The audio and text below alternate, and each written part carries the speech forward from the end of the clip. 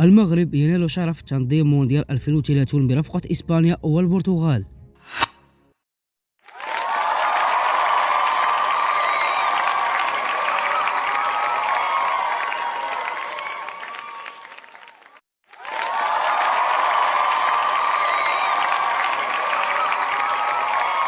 نستهل نشرتنا بهذا الخبر، حيث أعلن بلاغ للديوان الملكي أن الملك محمد السادس يزف بفرحة كبيرة للشعب المغربي خبر اعتماد مجلس الاتحاد الدولي لكرة القدم بالإجماع لملف المغرب إسبانيا البرتغال كترشيح وحيد لتنظيم كأس العالم 2030 لكرة القدم. المغرب يا أهل المغرب بدنا الحلوان، بدنا كسكس على وجه شوية لبن وحامض.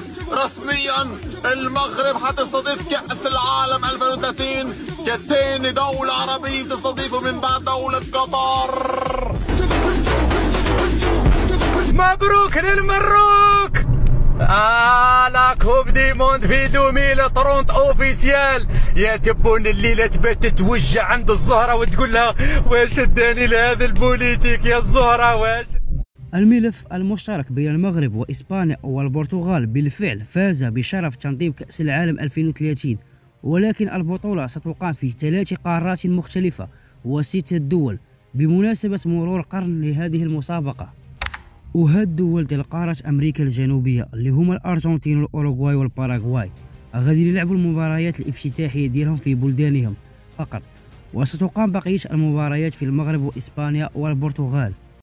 الأرجنتين أوروغواي وباراغواي ثلاثتهم من أمريكا الجنوبية، كل بلد سيستضيف مباراة فقط، وذلك في إطار الاحتفال بمئوية هذه المسابقة. سنعود بتفاصيل إضافية إن شاء الله في جولاتنا الرياضية المقبلة لهذا الخبر المهم والذي يهمنا بالطبع استضافة المغرب كثاني بلد عربي للمونديال بعد قطر 2022.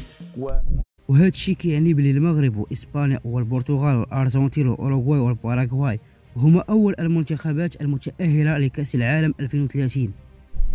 وفي الأخير غادي يكون المغرب ثاني دولة عربية في التاريخ تنظم مونديال من بعد قطر 2022، وثاني دولة أفريقية من بعد جنوب أفريقيا 2010. وبهذه المناسبة هنيئا لنا شعبا وملكا، وهنيئا للرياضة المغربية ومبروك علينا. وما تنساش تخلي لايك واشتراك في القناة، وشكرا على المشاهدة.